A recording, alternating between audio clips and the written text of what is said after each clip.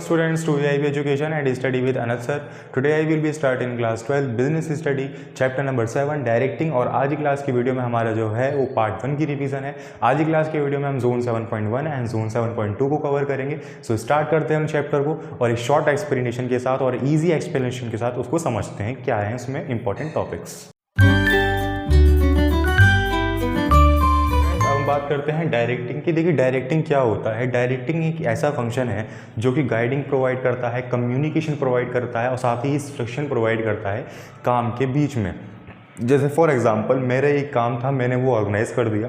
Organise करने के बाद मैंने वहाँ एक पर्सन रखा डायरेक्टिंग के लिए कि अगर काम के चलते हुए आपको कोई प्रॉब्लम फेस करनी पड़े या किसी भी वर्कर को कोई इंजरी हो जाए तो आप इनसे जाके बात करें, ये उस चीज़ का समाधान देंगे। तो बेसिकली डायरेक्टिंग एक ऐसा फंक्शन होता है जो कि कम्युनिकेशन करता है या बीच में गाइडेंस प्रोवाइड करवा देता है या फिर कोई चेंजेस आ रहे हैं तो उनके बारे में उनको बता दिया जाता है। तो डायरेक्टिंग एक बहुत इंपॉर्टेंट फंक्शन है हमारी मैनेजमेंट का। अब हम पढ़ते हैं इसकी मीनिंग या फिर डेफिनेशन। देखिए directing refer to instructing, guiding, communicating and inspiring people so that the objective can be achieved. ये basically as well as motivation का भी काम करता है जिससे हमारे एम्प्लॉयज़ अपनी इंटीग्रेट्स एम्प्लॉय एफर्ट्स दिखाएं और डायरेक्टली जाके हम अपना गोल अचीव कर सकें। अल्टीमेटली जब हमारे सारे एम्प्लॉयज़ अपना इंटरेस्ट दिखाएंगे, जेन्युइन इंटरेस्ट होगा तो हमारा ऑब्जेक्ट भी जल्द से जल्द अचीव होगा और विद इफिशियंसी और कम से कम टाइम में साथ होगा। तो ये था हमारा डायरेक्टिंग का डेफिनेशन। अब बात करते हैं इसके फीचर्स की। देखिए फीचर्स ऑफ डायरेक्टिंग का मतलब क्या है। Directing in types of initiates of action. देखिए इसका मतलब ये है कि अभी तक हमारा मैनेजमेंट का जितना काम हुआ है, क्या हुआ है, प्लानिंग हुआ है, ऑर्गेनाइजिंग हुई है, स्टाफिंग हुई है। तो बेसिकली ये सब कैसे वर्क हैं, एक ऑर्गेनाइजेशन वाले वर्क हैं, यानी कि प्लानिंग हमने बना दी, उसको ऑर्गेनाइज कर दिया, स्टाफिंग कर दी।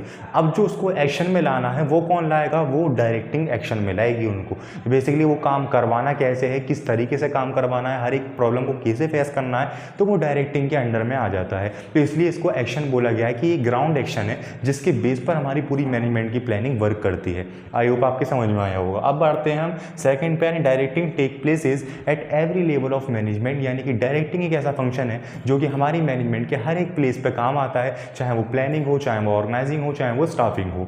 थर्ड आता है डायरेक्टिंग इज थर्ड आता है हमारे पास directing is a continue process. देखिए डायरेक्टिंग एक कंटिन्यू प्रोसेस है, यानी हमारे मैनेजर्स भी चेंज होंगे। मैनेजर्स आज है तो कल नहीं है, बट जो डायरेक्टिंग है वो चेंज नहीं हो सकती, इसलिए कंटिन्यू प्रोसेस के अंदर डिनोट किया गया है। फोर्थ आता है directing flows from top to bottom. Directing एक ऐसा काम है जो कि हमारा फ्लो बनाए रखता है टॉप लेवल से बॉटम लेवल पे या फिर प्लेटफॉर्म एरिया पे। तो बेसिकली काफ़ी इंपॉर्टेंस रखता है, एक तरह से कम्युनिकेशन भी हमारी प्रोवाइड करवा देता है। जैसे फॉर एग्जांपल हमारे जैसे काम के बीच में किसी अदर चीज़ की, अदर मशीन की नीड पड़ रही है तो वो मैं बात करूँगा आने वाले आगे टॉप लेवल मैनेजमेंट से, तो वो हमें प्रोवाइड करेंगी, है ना। तो बेसिकली डायरेक्टिंग फ्लो है तुम्हारी टॉप बॉटम के बीच में। अब बात करते हैं, देखिए हम इसकी इंपॉर्टेंस ऑफ डायरेक्टिंग क्या क्या है। फर्स्ट आता है इट इनाइटिएट्स एक्शन, जो कि हमने पढ़ा है अभी कि ग्राउंड एक्शन वर्क होता है, इसी के ऊपर सभी चीज़ें काम निकलता है, यानी प्लानिंग निकलता है, ऑर्गेनाइजिंग निकलता है, स्टाफिंग निकलता है। अल्टीमेटली इन सबको जो काम में ला रहा है वो डायरेक्टिंग ला रहा है।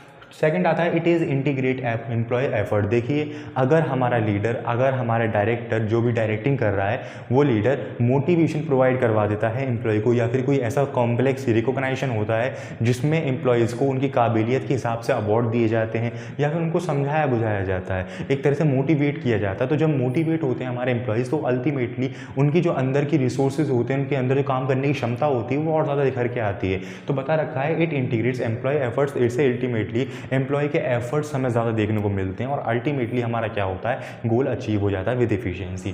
थर्ड आता है it attempt to get the maximum out of the individual. देखिए मोटिवेशन तो हमारा पढ़ा ये कॉन्सेप्ट, एक लीडर होता है, लीडर चाहे तो कुछ भी कर सकता है। देखिए अगर लीडर सकते तो लीडर के सख्त कानून के अंदर जितने भी सबऑर्डिनेट्स हैं वो सब काम करेंगे। अदरवाइज लीडर ही ढीला है, लीडर ही काम करना नहीं चाहता तो सबऑर्डिनेट्स काम क्या करेंगे। तो बेसिकली बता रखा है कि एक लीडर के ऊपर ही बेस है अपनी कम्युनिकेशन स्किल, अपनी मोटिवेशन स्किल, तो जिससे वो प्रोवाइड करवाने के बाद जो हमारे उनकी अंदर की एबिलिटी है ना काम करने की, उससे ज़्यादा एबिलिटी काम करवा सकते हैं अगर हमारे अंदर वो स्किल है तो। ठीक है। फोर्थ आता है इट फैसिलिटी इंप्लीमेंटिंग चेंजेस। जैसे कि मैंने आपको बताया कि काम के बीच में अगर मुझे किसी पर्सन की, किसी मशीन की नीड पड़ रही है तो उसे टॉप लेवल से बात कौन करेगा, मैं करूँगा। तो बेसिकली ये इंप्लीमेंटिंग यानी चेंजेस को अडॉप्ट करता है अपने अंदर काम के बीच में जो भी आ रहे हों। और फिफ्थ आता है हमारे पास, it create stability and balance in the organization. देखिए डायरेक्टिंग एक ऐसा वर्क है जो कि हमारी पूरी ऑर्गेनाइजेशन के अंदर स्टेबिलिटी प्रोवाइड रखता है और साथ में बैलेंस रखता है। तो ये थे हमारे कुछ फीचर्स, इंपॉर्टेंस और डेफिनेशन। आई होप आपकी सभी चीज़ें क्लियर हुई होंगी और इसी के साथ हमारा जोन 7.1 भी कंप्लीट होता है। अदरवाइज लास्ट पार्ट में हम इसके एलिमेंट्स ऑफ दे रखे हैं, एलिमेंट्स ऑफ डायरेक्टिंग, तो वो सब चीज़ वही हैं जो कि हम जोन्स में पढ़ेंगे, सुपरविजन, कम्युनिकेशन, मोटिवेशन, ट्रेनिंग, तो ये सब चीज़ हम बढ़ते चले जाएंगे। अब हम बात करते हैं जोन 7.2 यानी मोटिवेशन के कॉन्सेप्ट की।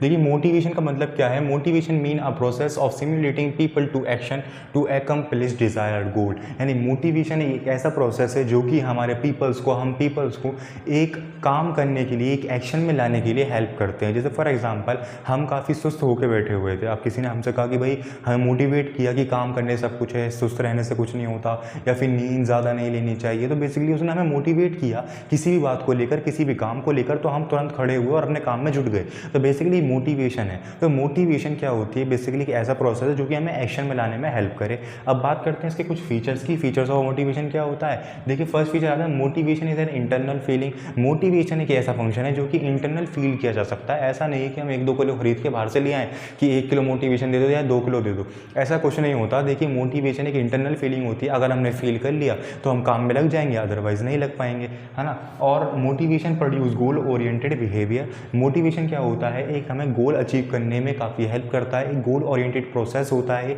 गोल ओरिएंटेड बिहेवियर होता है इसका। फिर आता है third, motivation can be either positive और नेगेटिव। मोटिवेशन एक ऐसा फंक्शन है जो कि पॉजिटिवली भी इफेक्ट डाल सकता है और नेगेटिवली इफेक्ट डाल सकता है। जैसे फॉर एग्जांपल मैंने काम का एग्जांपल दिया था कि किसी ने हमें आके मोटिवेट किया, फिर हम दोबारा काम में जुट गए, तो ये तो था पॉजिटिव वाला। यहीं पर अगर आपका कोई गलत फ्रेंड आपसे आगे गया कि चलो वहाँ पे चल रहे हैं, कहीं सिगरेट पीने चल रहे हैं या कुछ और काम, गलत काम करने चल रहे हैं, तो वो भी आपको मोटिवेट ही कर रहा है अल्टीमेटली, और आपका मन कर रहा है कि हाँ यार चलते हैं, तो वो क्या है? वो नेगेटिवली इफेक्ट डाल रहा है, वो नेगेटिव मोटिवेट कर रहा है आपको। तो मोटिवेशन जो है होता है वो पॉजिटिव होता है और नेगेटिव भी होता है। समझना आपका काम है कि पॉजिटिव की तरफ जाना है या नेगेटिव की तरफ।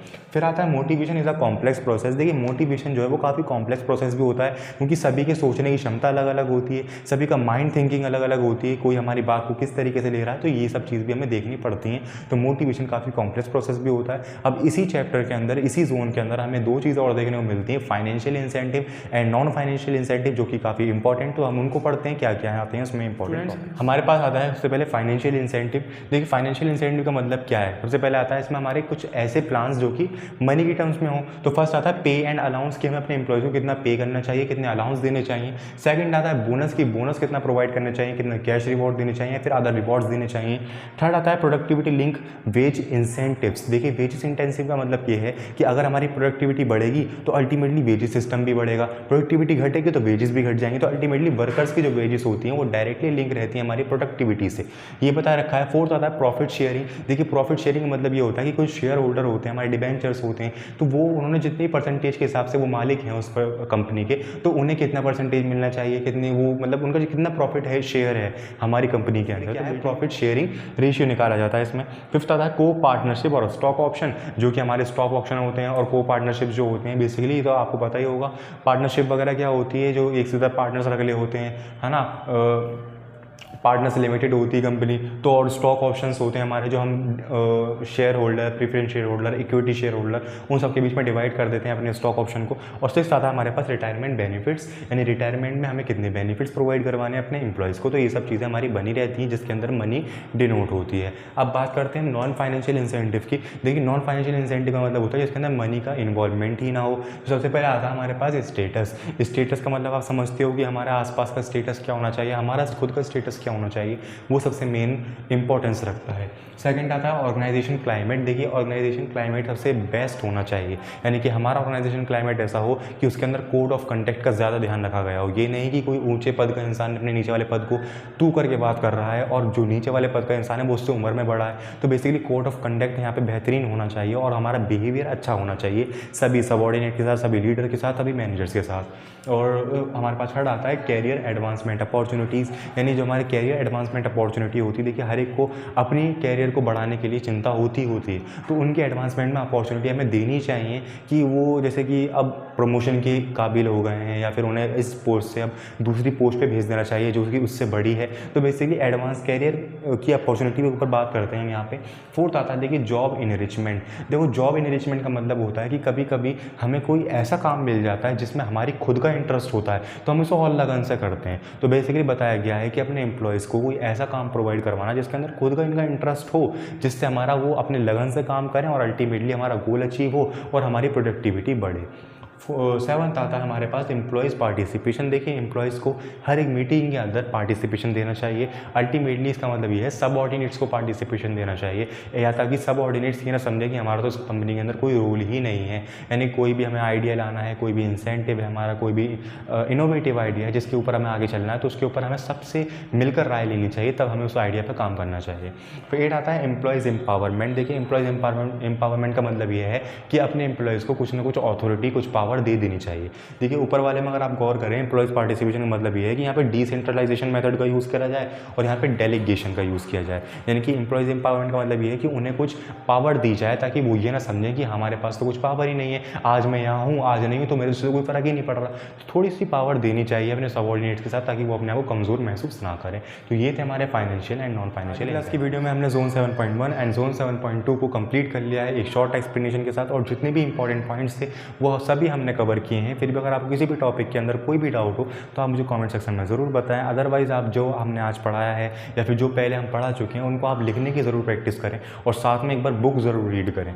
यहाँ से पढ़ने के बाद एक बार बुक रीड करेंगे, एक बार लिखेंगे तो आपका दिमाग में वो पूरा बैठ जाएगा और पेपर में लंबे समय तक याद रहेगा। ऐसा नहीं है कि साहब आज पढ़ लिया फिर 2 दिन बाद भूल गए, ऐसी चीज़ें नहीं बनी रहेंगी अगर आप पढ़ेंगे, लिखेंगे, फिर समझेंगे। सो अगर आपको अपने नोट्स वगैरह को चेक कराने हो मुझसे या फिर मुझे दिखाने हो कि आपकी कहाँ गलती, कहाँ पे आपको नीड है अपने आप को ठीक करने की, तो आप मेरे इंस्टाग्राम अकाउंट को फॉलो कर सकते हैं और वहाँ पे मुझे आप पर्सनली मैसेज कर सकते हैं, अपनी नोट्स की फ़ोटो भेज सकते हैं। वहाँ पे मैं आपके पर्सनली सारे मैसेज को चेक करूँगा। Thank you.